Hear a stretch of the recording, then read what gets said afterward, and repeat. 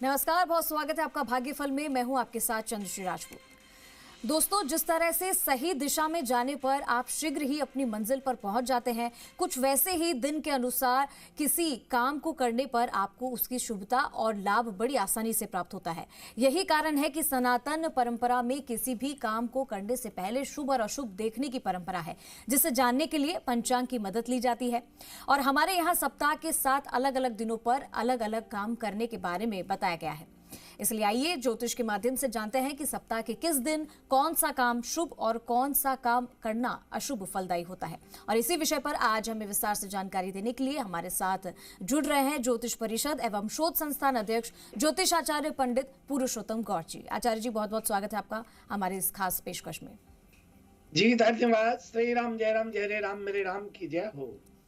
और दोस्तों, अगर आपके मन में भी कोई सवाल या शंका है तो आप हमारे साथ जुड़कर पंडित जी से अपनी समस्या का हल जान सकते हैं।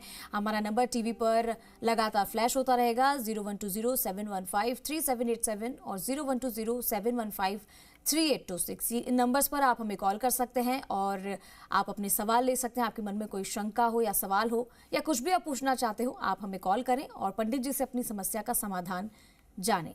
तो आज का जो हमारा विषय है वो है कि ऐसे कौन से दिन होते हैं जिन पर हमें ये सोचना होता है कि कुछ अच्छा काम इस पर हो जाए या कुछ बुरा काम भी हो सकता है इससे। लेकिन 7 दिनों के अलग अलग दिनों में हमें ये कैसे पता चलता है आचार्य जी के देखिए, काम तो हम कोई भी कर लेते हैं। कुछ लोग तो ऐसे होते हैं जो पंचांग के बारे में ना तो जानकारी जिन्हें होती है, ना पंचांग को देखकर वो कोई काम करते हैं। मतलब किसी भी दिन कुछ भी काम कर लिया जाता है। वैसे तो कुछ चीज़ें ऐसे होती हैं जिनकी मनाही होती है या जिन्हें करने से कुछ अशुभ फल भी प्राप्त होते हैं, मिल जाते हैं, जिससे जीवन भी उनका खराब हो सकता है। तो कैसे जाना जाए कि आखिर हमें किस घड़ी में कौन सा काम करना चाहिए? देखिए चंद्रश्री जी, आज का प्रसंग बहुत महत्वपूर्ण आपने रखा है, क्योंकि हमारे दर्शकों को आप ये अपडेट्स करना चाहती है, ये बात शेयर करना चाहती हैं कि व्यक्ति को किस दिन क्या काम करना चाहिए और उसके नतीजे बहुत अच्छे निकले।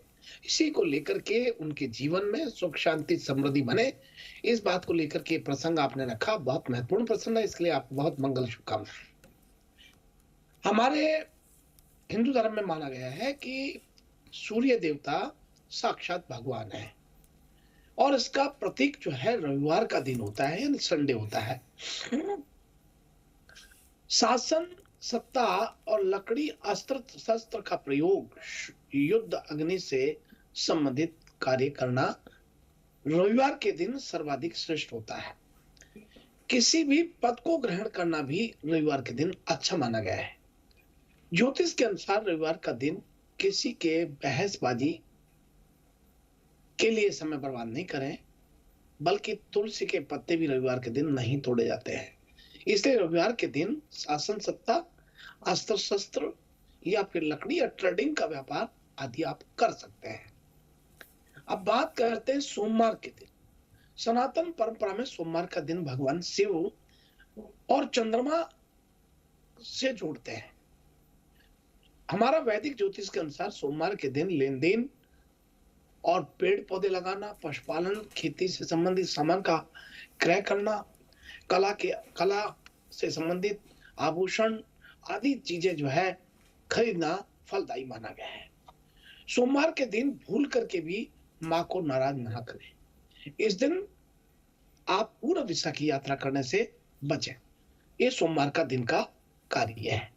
अब मंगलवार की बात करें तो मंगलवार के दिन संकट मोचक श्री हनुमान जी भूमि पुत्र मंगल देवता को समर्पित होता है। ऐसे में ये दिन भूमि के क्रय विक्रय और निर्माण आदि के लिए अत्यंत शुभ मानी गई है।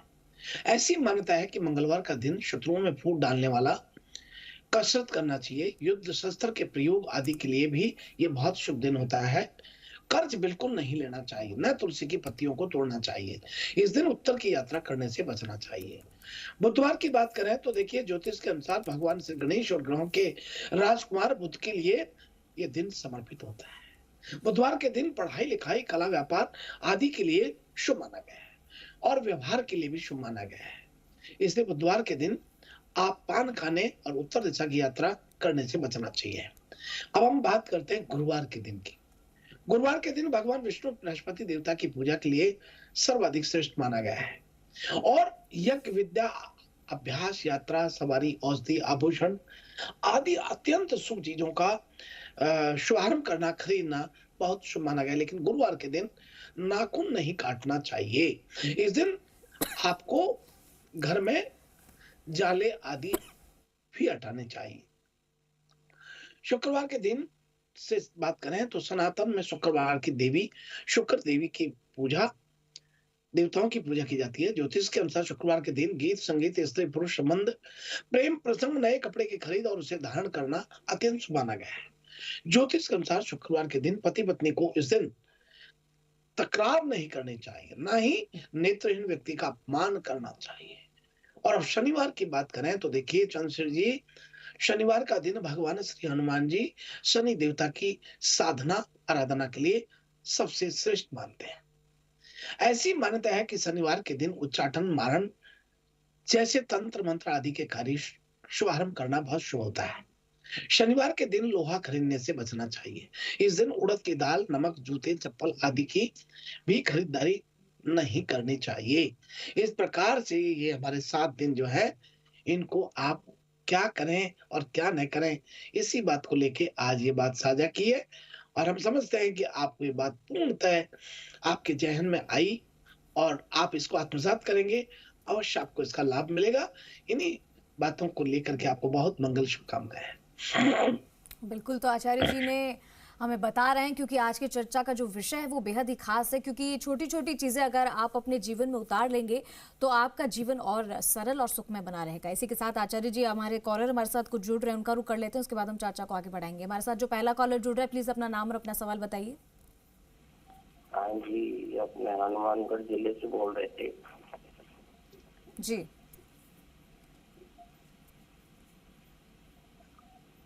बोलिए सर, आपकी आवाज आ रही है हम तक, अपना सवाल बताइए।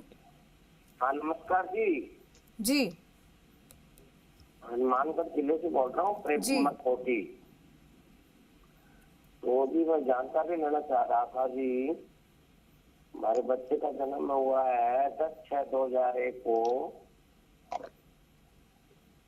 जी, तो वो पढ़ाई में मन नहीं लगाता जी, तो क्या करे जी, मोबाइल में ज्यादा रहता देखिए जी, है। आपका तो बहुत मंगल शुभकामनाएं। आपके बच्चे के लिए बहुत मंगल शुभ आशीर्वाद है। ये बच्चा जो है, राजेश का मूल मालिक मूल त्रिकोण में जाके पाप ग्रहों के साथ बैठने से इसकी बुद्धि उच्चाटन बेचैनी में रहेगी, अनावश्यक अनर्गल कार्यों में ज्यादा ध्यान देने वाला रहेगा। ऐसी स्थिति और अवस्था में बच्चे को आप बिल्कुल डांट फटकार ना लगा करके बड़े प्यार प्रेम और बहुत आदर के साथ बच्चे को आप कहें, और उसके बाद इनको प्रतिदिन बुधवार के दिन दुर्वा गणपति को चढ़ाने के लिए प्रेरित करें। अवश्य बच्चा आपका ठीक रहेगा और बहुत बहुत अच्छा पढ़ाई में इनका मन लगने लगेगा। आपको पुनः बहुत धन्यवाद। तो इसी के साथ अगले कॉलर की ओर बढ़ते हैं। हमारा अगला कॉलर जो है, प्लीज अपना नाम और अपना सवाल बताइए। राम राम। राम राम जी। मेरा नाम मोनिका है। मेरी डेट ऑफ बर्थ 20/22/1998। टाइम है 10:30 का सुबह का। और मेरा पंडित जी, मेरा क्वेश्चन ये था कि मैंने पूछना था कि मुझे किस फील्ड में चाहिए जिससे मुझे जल्दी जॉब वगैरह मिल जाए, क्योंकि मैंने पहला मिलिट्री में गई थी। मैंने इसके पहले कोई कोशिश की, लेकिन मुझे हमेशा निराशा ही हाथ लगी। तो आप मुझे क्वालिफिकेशन से बताइए कि मेरे लिए कौन सी इंडस्ट्री रहेगी जिससे मुझे जल्दी से सफलता मिल जाए। देखिए बेटी, आपको बहुत बहुत मंगल शुभकामना है, बहुत आशीर्वाद है। और चंद्रश्री जी, आप देखिए कि बच्ची जो है हमारे कार्यक्रम को पिछले कई वर्षों से देखती आ रही है और ये बहुत मन की भी उदारता से रहती है, क्योंकि कई बार इनके काम बनते हैं तो सबके सामने बिल्कुल हृदय से कहती है कि हमारा ये काम बन गया और आपके बताने से, आपके उपाय से हमें ये लाभ हुआ। कई लोगों को काम हो जाते हैं, लाभ हो जाते हैं, लेकिन वो बात को शेयर नहीं करते, वो सोचते हैं किसी और को क्यों बताने लगे। लेकिन ये जो आप बताते हैं, आपका काम हुआ और आप बता रहे हैं, इससे और भी लोग का लाभ हो सकता है। और इसी बात को लेके बच्ची जो है अपनी बात भी शेयर करती है। बेटी, आपको बहुत मंगल शुभकामनाएं हैं। आपका राहु की महादशा है और चंद्रमा का अंतर है और बुध का प्रतंत्र है। आपने कन्या लगन में जन्म लिया। आप पतली सी रहेंगी, हालांकि बहुत पतली तो नहीं पर बहुत पतली सी रहेंगी, बहुत स्वस्थ रहेंगी, बहुत प्रसन्न रहेंगी। और वहीं आपको बता दें कि 2024 में आपका काम बैठेगा। आप बिल्कुल टेंशन ना करें और एकदम स्वस्थ और प्रसन्न रहे, क्योंकि आपका चंद्रमा जो है बड़ा उच्च का भाग्यज में बैठा हुआ है, 20 डिग्री पर बैठा हुआ है। तो कन्या लगन के लिए चंद्रमा का क्रियात्मक स्वभाव बहुत ठीक हो रहा है। वहीं उच्च का चंद्रमा आपको ज्ञान की अभिवृद्धि करते हुए रोजगार की स्थिरता देता है। आपको काल सर्प दोष ये जन्मपति में बनता है, इसके लिए डरने की कोई आवश्यकता नहीं। बुधवार के दिन चांदी के नाग नागनी बना करके शिवलिंग पर आप अर्पण करें और आपको लाभ होगा। बड़ी मंगल शुभकामनाएं। जी, इसी के साथ हम अगले कॉलर की ओर बढ़ते हैं। अगले कॉलर जो हमारे साथ जुड़ रहे हैं, प्लीज अपना नाम और अपना सवाल बताइए। राम राम। राम राम जी। हाँ, राम राम पंडित जी, मैं अपनी बहन के बारे में पूछना चाहती हूँ। 15 अगस्त 1967। 15 अगस्त 1957 शुक्रवार गुरुवार। हाँ बताइए।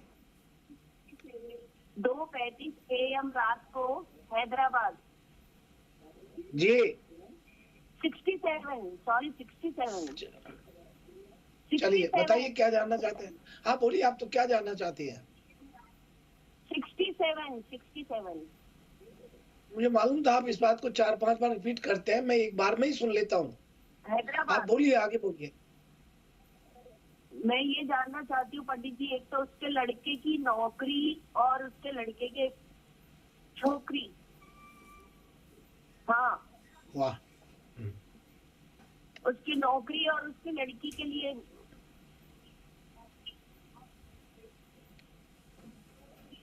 देखिए बहन, आपका बहुत स्वागत है। आपका जो है प्रश्न वो क्या, कई बार आपको कंफ्यूजन हो जाता है कि आवाज जा रही है कि नहीं जा रही, पर सभी दर्शकों को हम ये अपील करना चाहते हैं और बात शेयर करना चाहते हैं कि आप केवल अपना नाम बता के डेट ऑफ बर्थ और समय और शहर बता दीजिए। हमें एक बार में ही सुनाई पड़ता है, आप एक बात को 3-3 बार रिपीट करते हैं, ऐसा बिल्कुल नहीं है। ये विद्युत उपकरणों के माध्यम से बहुत सरलता से आमने सामने बैठ के बात करते हैं, वैसे ही हम सुनते हैं, इसलिए आप बहुत कंफ्यूज ना हो। और बहन आपका हैदराबाद से बहुत प्रश्न है। आपको बता दें कि इनका छोकरी का भी शुभ और मंगल कार्य बनने वाला है। वहीं इनको नौकरी की बात करें तो 13 जनवरी के बाद इनका कहीं नौकरी का या कार्य का संयोग बनेगा।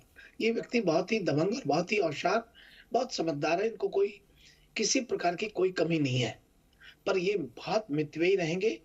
मितव्ययी यानी वाणी में बोलते कम है, लेकिन इनके पास कोई कमी नहीं है। और इनसे आप कहो राम रक्षा स्तोत्र प्रतिदिन पढ़ना शुरू करें, अवश्य इनको लाभ होगा। पीटी की चिंता नहीं करें और नौकरी की भी इनको विशेष चिंता करने की जरूरत नहीं है। सूर्य भगवान को जल चढ़ाना शुरू कर दें। इनका बृहस्पति उच्च का है, और जिनका बृहस्पति चंद्र जी उच्च का होता है वो तो राजाओं की तरह जीवन जीते हैं। तो आपको बड़ी मंगल शुभकामनाएं। ठीक है, तो इसी के साथ अगले कॉलर की ओर बढ़ते हैं पंडित जी, उसके बाद में हम राशिफल की तरफ बढ़ेंगे। अगला कॉलर जो हमारे साथ जुड़ रहा है, प्लीज अपना नाम और अपना सवाल बताइए। हाँ जी, मेरा नाम सविता है, मैं जलंधर से बोल रही हूँ। मैंने मेरा 3-4 दिन में फोन लगा था, मुझे समझ भी आई थी। मैंने राम राम पंडित जी ये पूछना है कि 24 जुलाई 1984 1:47 PM को जन्म है, गाजियाबाद। पूछा था इसको कहाँ पे दीवा जलाना है और उसका लड़का कहाँ का मिलेगा, कब इंडिया में होगा कि बाहर का होगा, कब तक होगा, क्या काम करता होगा लड़का। जी राम राम। जी राम राम। देखिए आपकी बहुत स्वागत है, और बड़ी जिम्मेदारी से मैं आपको बात कहना चाहता हूँ कि इनके जीवन में किसी भी चीज को जो इनको नुकसान पहुंचाए, उसे वो चीज इनको प्रभावित नहीं कर सकती है। और ये अपने जीवन में इन्होंने अपनी योग्यता के लिए बहुत समय निवेश किया है, उसका इनको बहुत लाभ मिलेगा। और साथ ही बता दें कि लंबे समय तक इंतजार करने की कोई जरूरत नहीं है।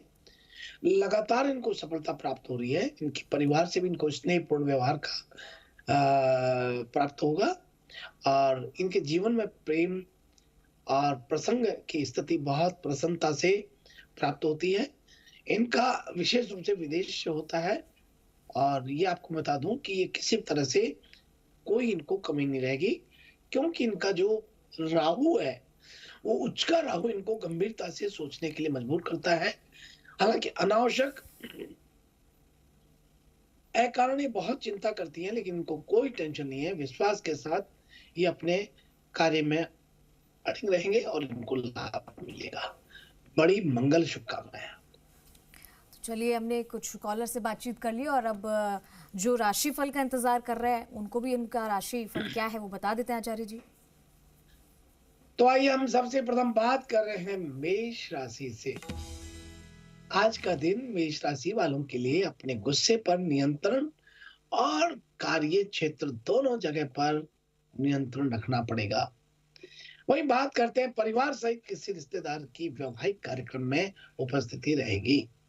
आपको उधार लेना और देना दोनों से बचना चाहिए। और अब बात कर रहे हैं वृषभ राशि वाले लोगों के लिए। आज का दिन वृषभ राशि वालों के लिए कार्य स्थल पर बाधा तो हटेगी, थोड़ी रहेगी, लेकिन जिम्मेदारी से परिवार के सदस्यों के साथ कुछ वैचारिक मतभेद आपके हो सकते हैं। आपको निवेश के कई सुनहरे मौके मिलने की संभावना है। ऐसी संभावना बन रही है कि प्रेम संबंध बहुत ही लंबे समय तक आपका नहीं टिक पाएगा। वहीं आज आपको धैर्य विवेक से कार्य करना चाहिए। और अब इसी क्रम में अगली राशि का रुख करते हैं मिथुन राशि वाले लोगों के लिए। आज का दिन अपने व्यवसाय को नई ऊंचाइयों पर ले जाने वाला, सपना स्वप्रेरित लोगों को काम पर प्रभावित करने वाला रहेगा। लगातार आपके प्रयास पारिवारिक मामलों में एक नई भावना का संचार करेंगे। आपकी आर्थिक स्थिति में अचानक सुधार भी आएगा। और अब आइए हम बात करते हैं कर्क राशि वाले लोगों के लिए।